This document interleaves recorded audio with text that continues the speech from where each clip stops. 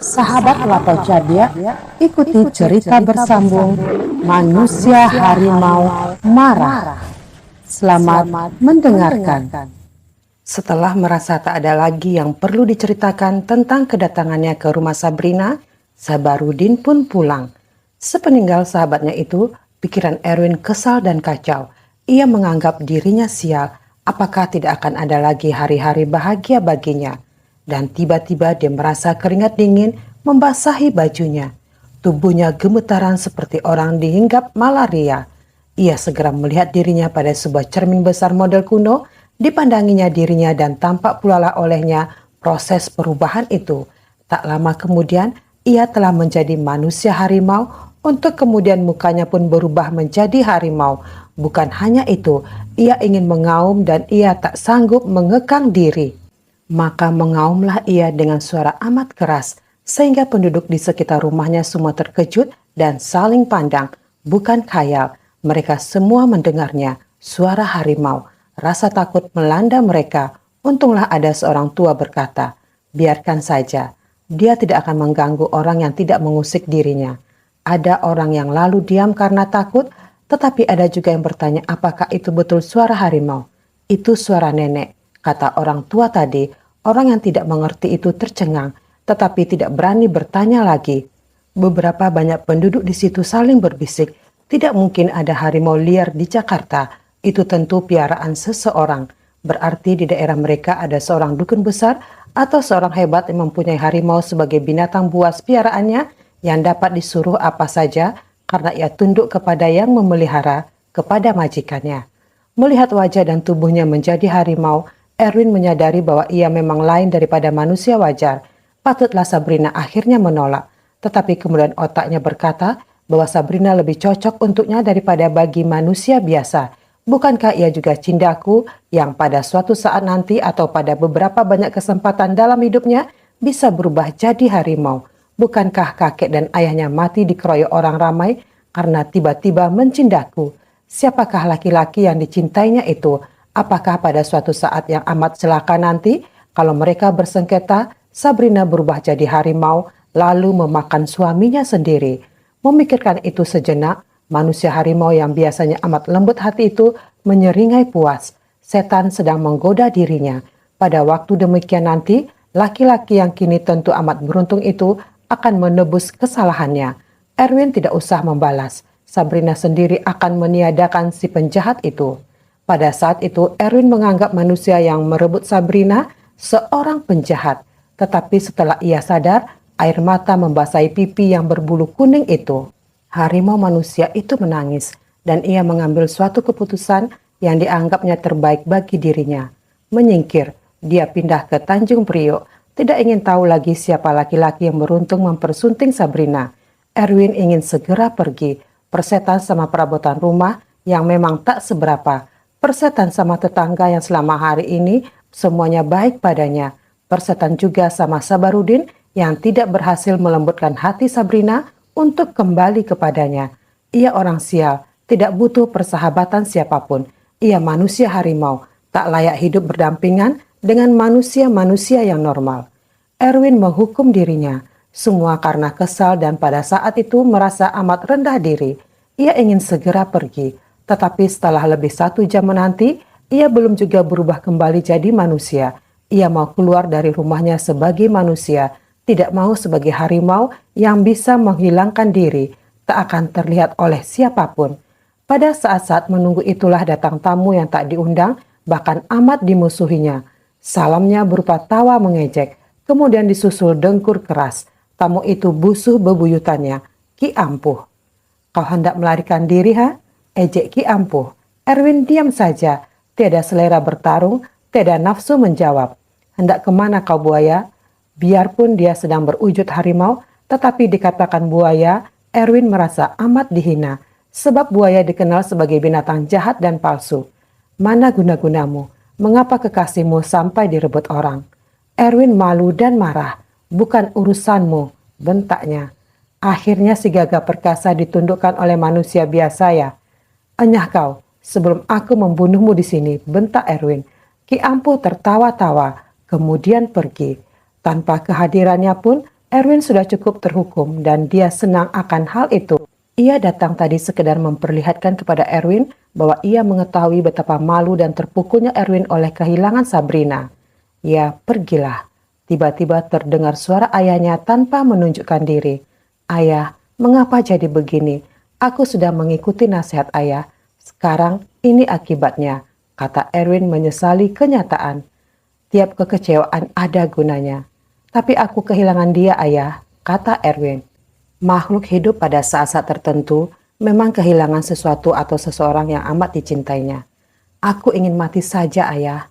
Bodoh, kehilangan seorang wanita saja jadi bosan hidup. Tetapi apa gunanya lagi hidup tanpa Sabrina? Kau semakin bodoh, sahut ayahnya. Ayah hanya bisa mengatakan aku bodoh. Ayah tidak merasakannya, kata Erwin jengkel kepada ayahnya. Marahlah kepadaku, aku bisa mengerti betapa perasaanmu. Tetapi ketahuilah bahwa di dunia ini masih akan menghadapi ribuan hari yang akan datang. Belum akan kiamat besok atau lusa. Apa sangkut pautnya nasibku dengan dunia yang belum akan kiamat? Banyak. Tiap hari semua hamba Allah termasuk tumbuh-tumbuhan mengalami proses kehidupan. Kita juga hambanya. Erwin menarik napas mendengar falsafah ayahnya mengenai kehidupan. Kau membenci ayahmu, Erwin? Tanya Jalubuk. Erwin diam saja. Kau tidak menjawab, Er. Tidak, ayah. Aku membenci kehidupan yang penuh derita ini. Kau hanya menyebut derita hidup. Kau melupakan hari-hari yang pernah penuh kebahagiaan. Kau tidak adil menilai pemberian Tuhan. Erwin teringat pada masa-masa lalu. Ia juga pernah mengalami saat-saat gelak dan tawa. Kemudian ia menangis terseduh-seduh bagaikan seseorang yang menyadari kekilapannya. Ayahnya pergi dan Erwin tinggal sendirian menerima nasib. Hampir 2 jam kemudian barulah Erwin jadi manusia kembali.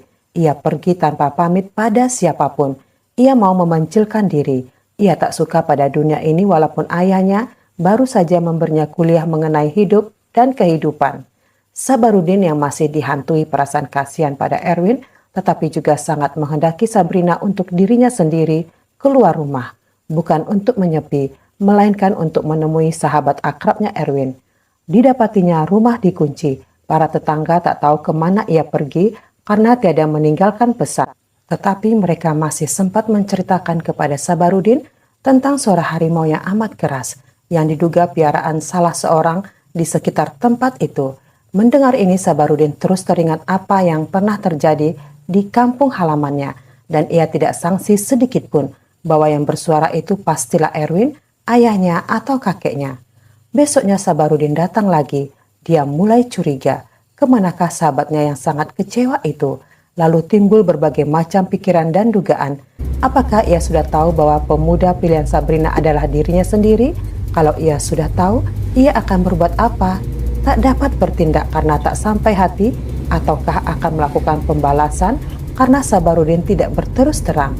Kalau Erwin mau membalas, maka tak ada kekuatan apapun di permukaan bumi ini yang akan dapat merintanginya.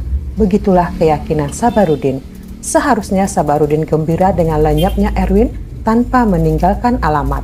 Mungkin Erwin menganggap penyingkiran diri lebih baik untuk dirinya agar tidak mengetahui siapakah gerangan pemuda yang katanya amat beruntung itu. Setelah 4 hari tidak juga ada berita tentang Erwin, yakinlah Sabarudin bahwa sahabatnya itu benar-benar sudah menjauhkan diri.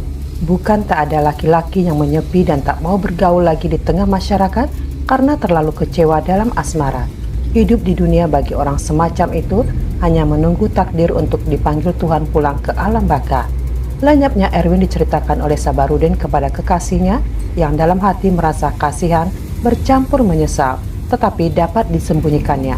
Ia juga menceritakan bagaimana asal mula ia berkenalan dengan Erwin sampai dibawanya ke kampungnya untuk membalas sakit hati terhadap orang-orang yang bertanggung jawab atas kematian adiknya Farida. Jangan ceritakan Sabrina, hanya kepada kau kubuka rahasia ini. Erwin sebenarnya manusia aneh yang sewaktu-waktu menjadi harimau berkepala manusia, kata laki-laki itu. Berdesir darah Sabrina. Sabarudin tahu bahwa Erwin manusia harimau. Ia sendiri pun anak jindaku dan sudah pernah berubah jadi harimau seperti almarhum ayah dan kakeknya. Bagaimana kalau pemuda kesayangannya itu sampai mengetahui? Mendadak Sabrina jadi sadar betapa besar bahaya yang mungkin menimpa dirinya. Bagaimana kalau sewaktu berduaan di kamar atau di ranjang kelak, dirinya tiba-tiba berubah wujud? Kesadaran ini membuat ia mulai takut dan menyesali nasib.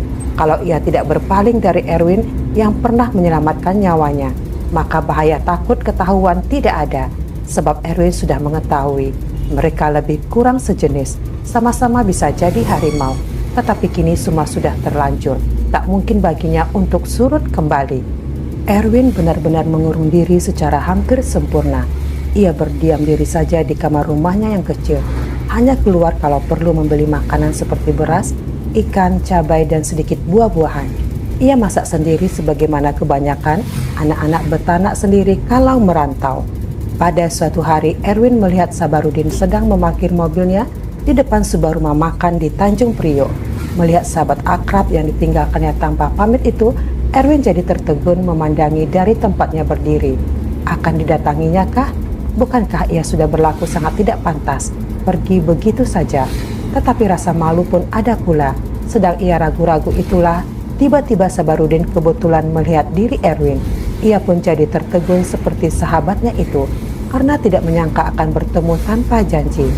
Sejenak kedua sahabat itu berpandangan. Masing-masing dengan keraguannya, Sabarudin mengambil inisiatif. Ia melambaikan tangan lalu bergerak cepat ke arah Erwin.